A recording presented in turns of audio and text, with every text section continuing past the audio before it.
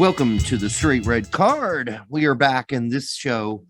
And this show is going to be about, rating the players' performances. And if you are not familiar with our A to F, A plus to F rating system, we will flop it on the screen here so you can see what that means. And it's really about bringing your report card home to your parents. And that's how we do it here. I think this one's pretty easy. Oh, but before I do that, the Hoppy update. Hoppy, before he got injured, was slated to start for Mallorca. All those articles, by the way, not talking about my source. I'm not revealing who that is, but I will tell you this much. Hoppy was slated to start for the next game for Mallorca before he got his injury, and that all this stuff that his coach said about him not knowing how to speak Spanish is the reason he's not playing is bullshit. That was a mistranslation. That's not what he said. He basically was just saying if he could speak Spanish, that would be a lot better because he could communicate with his teammates and it would make his transition easier. He wasn't saying that's not why he's starting. So that's just clickbait is basically what I've been told. That's not the truth. That's not what's going on. And so there you go. That is a hot update. All the conspiracy theories that came out whenever the injuries that came out, the talk was like, oh, the injury. The coach is saying that he'll be back in January is when he'll be recovered from this injury. Right. So people are coming up with the theory that, and I don't know if we did this or not.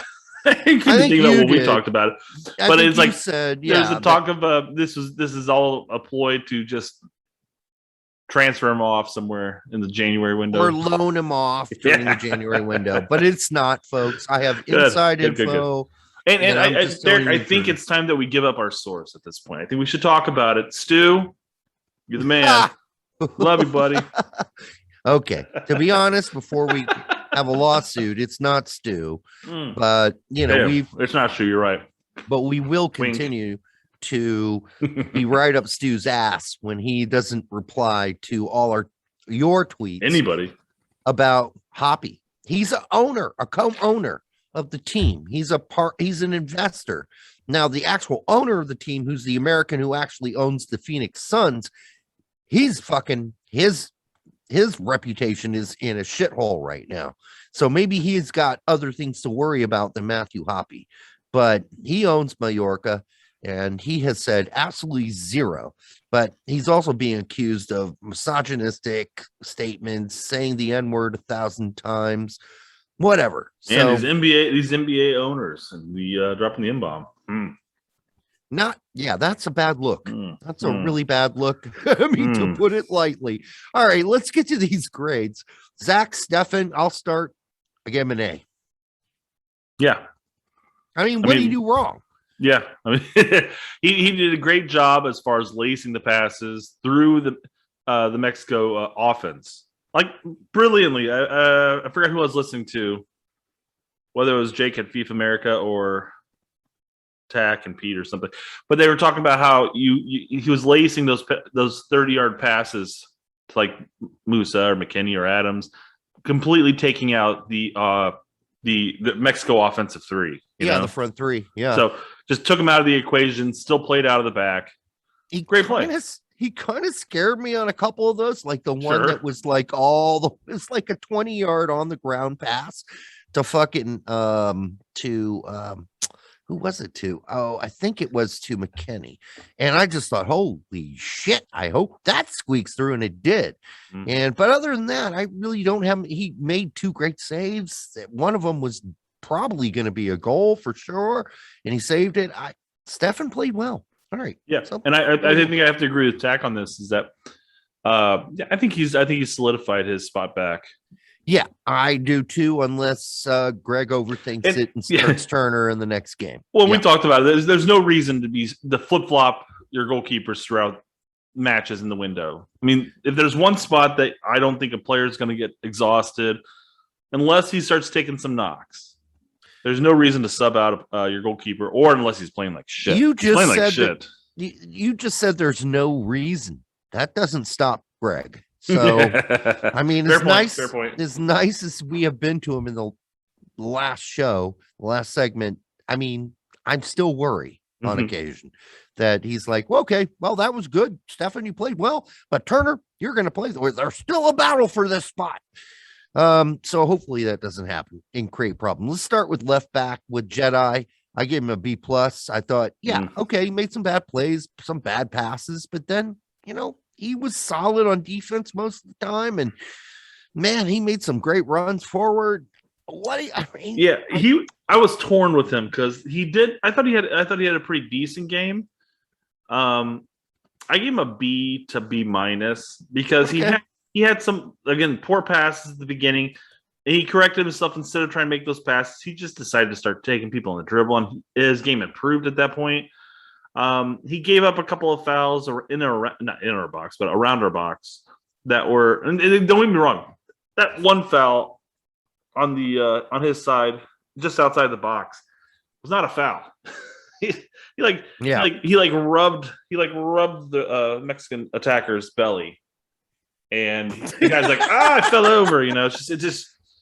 That drove me nuts. And like, whatever. Nothing came about it. That's all that really matters. In the last 4 sentences, you said the word box, balls, nuts, and belly. Rubbing his belly. Rubbing what now? And rubbing, yes. All right. Well done, Brett. All right. On to Yedlin at right back. And I gave him a B plus. Again, I could give him a B, honestly. I'm going to move that to a B. I did give him a B. Yeah. I thought it was, and he didn't bring me home an A paper. Let's nip the commenters in the bud here, I guess, because I'd rather nip him in the butt. Anyways, he like a dog, a ravenous dog. Yeah, I think he was pretty solid defensively. I think he stayed back a little bit too much, but in all honesty, that made it nice for I think he was Zimmerman and Robinson to have some extra, support. He was told to do that. Probably. Let's be really honest. When it's true, he probably does want to go up, doesn't he? Yeah, he does. I mean, everybody wants a good move up, right? So when Jedi went up, though, Yedlin stuck back for a lot of that with the other two center backs, and that became kind of almost a back three. And then when Yedlin would go up, Miles would back up a little bit and make sure the cover behind Adams and the two center backs, there was cover. That was smart. That's just smart. That's all that is. And okay, none of them had a perfect game. And I know that's a really general comment to make, but I would like to give out more A's for this. But the fact is that everybody played pretty much above a C. So that's why we won the game. You're bringing in B plus papers or B plate papers. Those are good. Those aren't great. If I take them home to mom's going to say, hey, I need some A's. And if we would have done more A's, we would have more goals. We would have even been better. But we played well enough with our youth and our speed. It made Mexico look old and slow, frankly. That's what it made them look like. Yeah. So, all right, center backs, your turn with Miles. I gave Miles a B. I did too.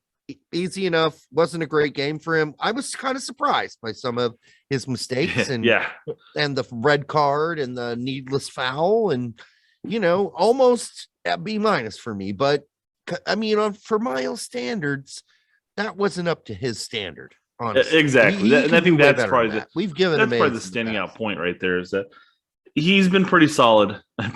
He's been extraordinarily solid since joining the national team. And we got a performance last night that wasn't extraordinary. It was not bad. And he had a couple of flubs. Sure, everybody's going to have a flub game. But it's just so strange that we're looking at it going, yeah, that was an okay performance. When in all honesty, it was still a pretty decent performance. It's just, it wasn't up to his standard. Well, the thing that you don't see with both Miles and Zimmerman, when Mexico had the ball and you got a guy like they do at center forward, Mexico, and they shut that motherfucker down, dude.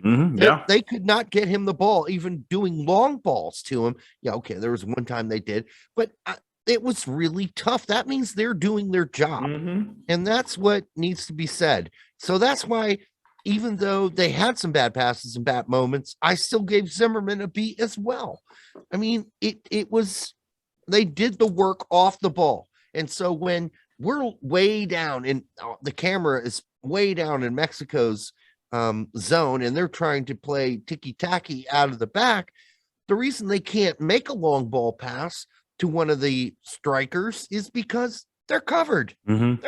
They're not open. So you don't get to see that work. You need to go rewatch the video and then look at the midfield line and go, oh, wow. Yeah, we shut that shit off. And that's because Miles and Zimmerman were in the right spots. There was nothing open wide. There was nothing open in the middle.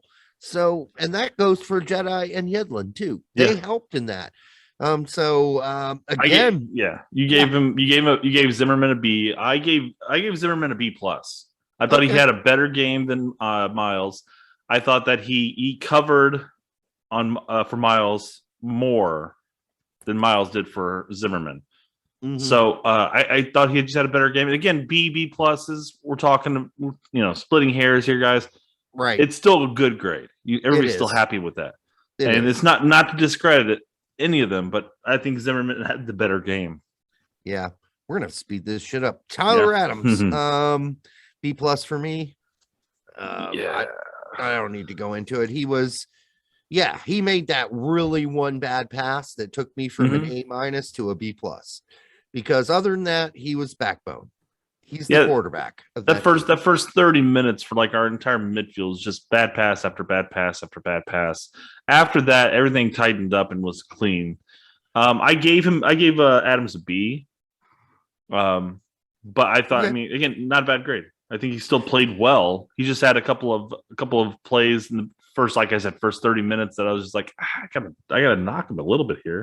Yeah, I mean, listen, the midfield thing is like, okay, yes, we had some bad passes after bad passes, but look at how our press between our midfield and our front three worked. We were making bad passes constantly as well. So yes, we weren't taking advantage of those the way we could, but still, you have to take the defensive part into account in these grades. Yep. They were great at closing down lanes, and closing down open space. So they were just, all of them were phenomenal. McKenny, I gave a B plus. I was going to give him a B minus, but then he scored at the end.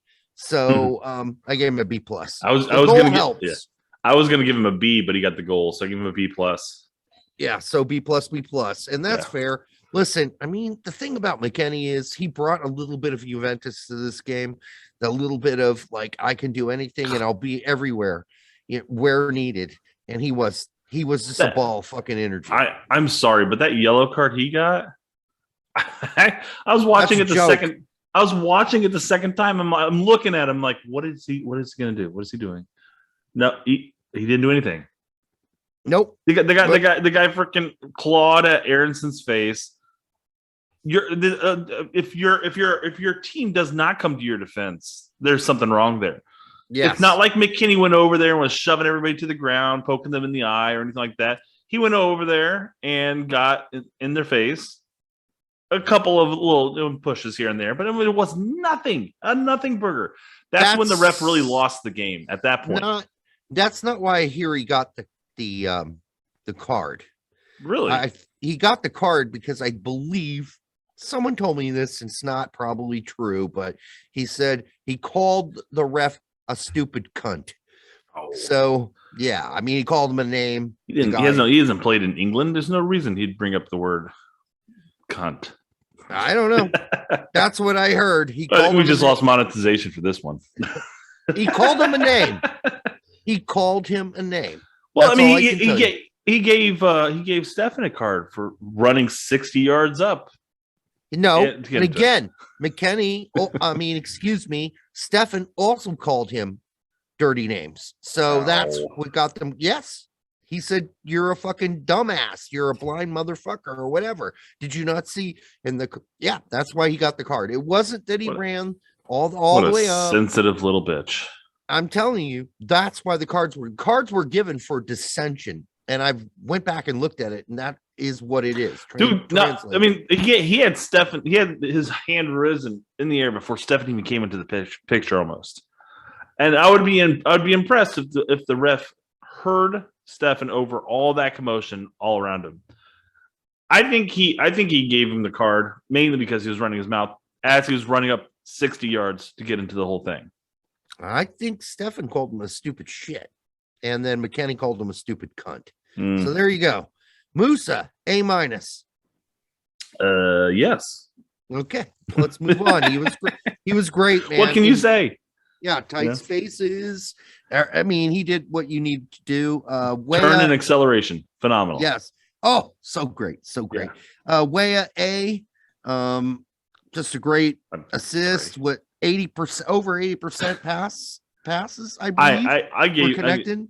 I may be going above here, but I gave him an A+ because, quite frankly, outside of scoring a hat trick, what more could he have done? He came back on the defense, made slide tackles to stop the attack. He was up on the attack, lacing in those crosses all game long.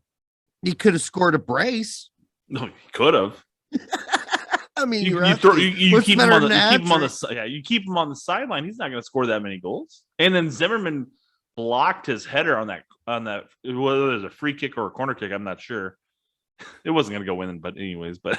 So exactly. That is Weah's spot to keep from here on out. You know what I mean? Yeah, absolutely. And so that makes it murky when we start talking about players coming back healthy and stuff like that. Reyna. But for the time being, I mean, even when Reyna's healthy and he comes back, Reyna's going to have to get some games under his belt at Dortmund.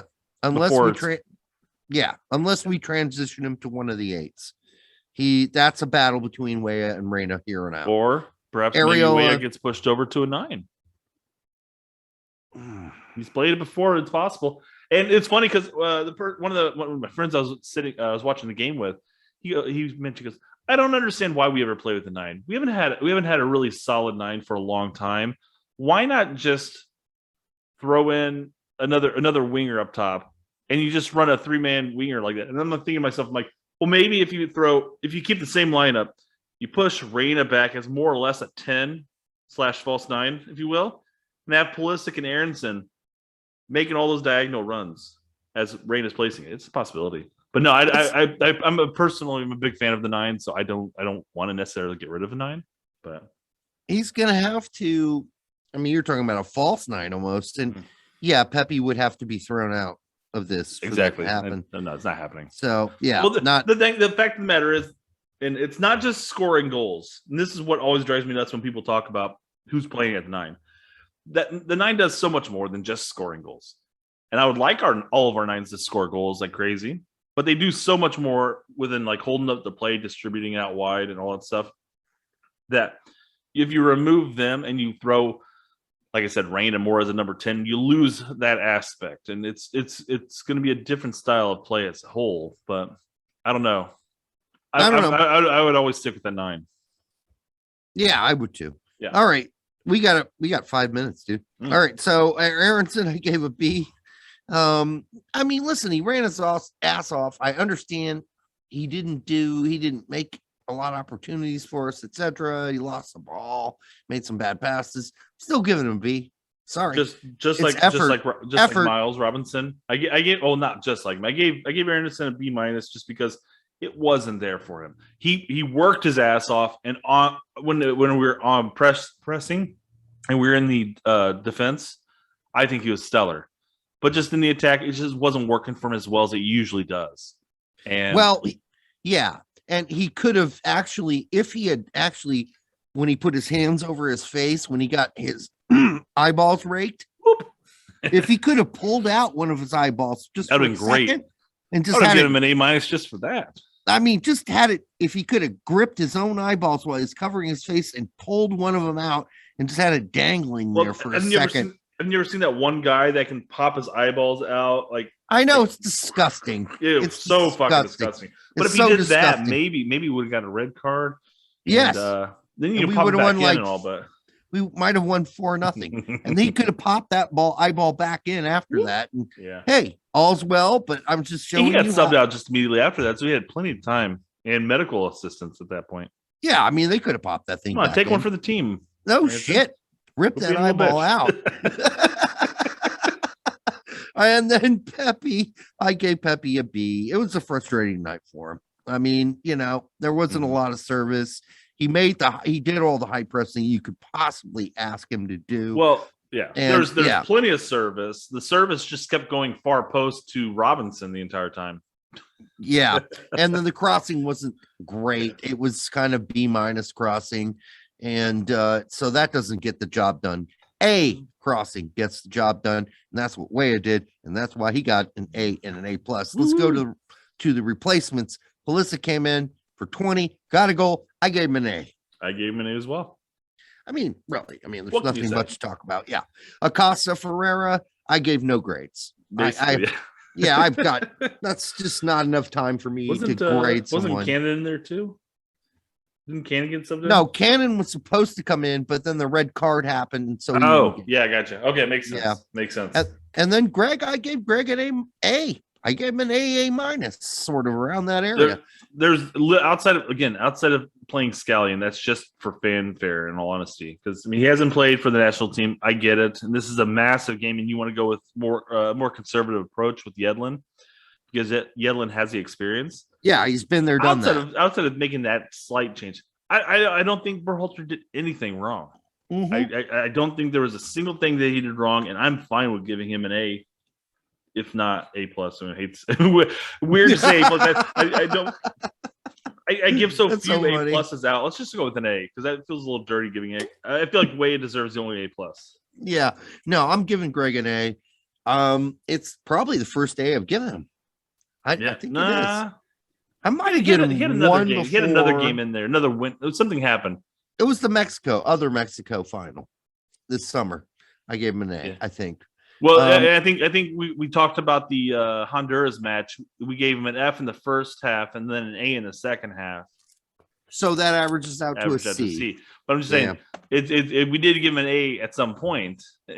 It's just once he decided to go with what was right, that's when you give him the right grade. I know, and people are going to actually start busting their balls the other way around now. They're going to be like, "Oh, you're being too nice to Gregg." Yeah. And then before, everybody's like, "You're being too mean to Gregg." Hey, we just give Gregg game by game. I mean, if he gets an A this game and he gets a C in next game, that's a B. You know, if you keep averaging it out. So listen, don't get that serious about it, though. Shit, for Christ's sake, don't do that. We are two professionals giving our professional opinion about professionals. Exactly. Yeah. So don't get over professional about it. All right. We're the professionals. You just have fun. Let's do the next starting lineup because we've got a few replacements. So this is going to be really quick because I don't think a lot's going to change except for extenuating factors. But I think Stefan's going to start again. I think we can both agree on that, right? Yes, he should. Okay. I think Jedi's going to start again on the left. I think will Yedlin start out right again? I think we could see Scally. I think it's possible. It's possible. My take on this is don't fix what's not broken, I guess. Yeah. And I would start Yedlin again with Scally as the backup option. At least put Scally in the 18. Oh yeah, exactly. Or you have him as a backup option to Robinson. I mean, I'm sorry, Vines. I'm glad that you're back healthy and you're playing with Antwerp and everything. But I mean, Scally's playing for Gladbach. Yeah. So you got I'm sorry, guy, right? And exactly. I'm sorry, Cannon. I know that you finally got back to playing with your club too, and then got a red card. But I mean, Scally plays for Gladbach, so yeah. I can't say it any other way. I'm sorry, guys. Yep. No, that makes sense. Miles is out, so Richards, right? Absolutely. Yep. I mean, we could see McKenzie, but McKenzie doesn't play for Hoffenheim. He doesn't even barely plays for Ghent. Yeah, so there you go. It should be Richards, Zimmerman, and then Adams will be back. McKennie will be out, and it's going to be Acosta for McKennie. That's rational, but a lot of people are saying Bucio. I don't know. Busio. You know, it's funny because Berhalter is pretty high on Busio. He may want to continue that whole high press, youth as insurgent. So I could see him going with Busio in this sense. Well, if so, why did Acosta come in for Musa? Because you wanted to hold off on you wanted to hold a more of a defensive minded team at that point because we were 1-0 up. Good point. Good point. You wanted to hold that lead. But for starting, maybe you do put Busio in for McKennie because he's been doing so well for Venezia. Mm-hmm. Not Venezia. Venezia. Come on, Pete. Well, come on, Pete. Derek. I think you're mispronouncing that in all honesty because I did not hear your hands move when you said Venezia. Oh, they're moving, baby. They're moving. But I don't want to hear about this, Derek. That's gross. Yeah, but not in a Ludi CK Ludi way. I mean, they're moving. Man. They're moving in a speaking way, not in a jerking way. All right. Glad you're back, Louis. Glad you're back. I know. I'm glad he's back too. So I think that means Moose is going to probably start again. And then we got Weah, who should start again. Yeah. Aronson. That's the only question, right? We know Pepe's starting again. Play Aronson. Bring Pulisic in late in the game again. There's no real reason to. I don't know. You could start him. You could, but play him 60. Aronson is such a workhorse, and there's something to it. While Pulisic is still recovering, there's something to having Aronson go out there and just work that left side, and then bring Pulisic in, and that left back or the right back goes, fuck. Yeah, my legs are tired. Except maybe you bring Pulisic in with 30 minutes instead of 20. Yeah, exactly. Yeah, give him a little bit more time. Yeah, and feel. If Weah's having an off game and Aronson's kicking ass, sub Weah. I know Pulisic likes playing left, and Berhalter said that he doesn't see Aronson playing it right. But I think either one of them could play right. Yeah, you could flip flop them around. We've seen them throughout the game. Actually, switch it through the game. Yep. Fuck with Jamaica's mind. Like, oh shit. Aaronson's over here now. God damn. I know it said the hard break was 9:15. It's now 9:24. Exactly. Yeah. That's what I told you that in the text message. I'm like, good luck on those 15-minute shows. so our guests are like, where did Derek go? He just left. Yeah. Derek's just sitting out on the patio talking. This is the weirdest thing in the world. They're all looking at you out through a window. What the fuck's he doing over there? And the whole fucking neighborhood in this cove is probably watched and listening to the show going, what the fuck is this guy Derek, those are views. Those are potential views, and you took them from us. God damn it, dude. The Noblesville community as a whole, big TSRC fans, Well, I wish that were the case. But, folks, we are creeping up on 250,000 views. So I thought you were going to say subs. That would have been cool. I wish it were subs. It should be subs, but a lot of those people are the same people. So, listen, we thank you guys for watching the show and subbing and liking and sharing it. Yeah. It's awesome. It's awesome. Things are growing. I know somebody said, I can't believe the show only has 1.6 subscribers. It's blowing our mind. But dude, we talked about getting to monetization by Christmas time. That was our goal. We didn't start doing shows really. Until seriously, like until April, May or March or April area. Yeah, and this year. So our goal, like I said, our goal was to get monetized by Christmas, and by Christmas we could have doubled monetization. That's 2,000 subs. Yeah, that's not out of the question, guys. We're way ahead of schedule. We didn't know if we'd be antiquated or, too old for this shit at this point, but we're not. And that's good. And you're making us feel welcome. So thank you for that. And we will be back after Jamaica. I think we're going to be able to have a show that the actual night of the Jamaica, right after the game, we'll be able to put up a show. Not right after, but it takes hours to record the show and then put it up. So it'll be but in all honesty, the game's at 5:00. I know. Yeah. What is wrong with that? What is wrong with do work days end significantly earlier in Jamaica? Yeah, I how mean- are you going to watch the show? I'm gonna get home right as the game is starting. That's crazy. I might actually leave work early, a little early. Mhm. No talking to the daycare guy. I'm just like, hey, pick my kid up, gotta go. Game starting. 15 minutes, man. 15 minutes. Yeah, I don't want to hear how you had to clean up fucking baby shit today. We've got shit to get to. So. Text me your day later. Yeah, exactly. I'm sure you love the guy. I'm sure he's a good dude. Yeah. Okay. Until the next time on Straight Red Card, good night, and we will see you after the Jamaica game. Cheers.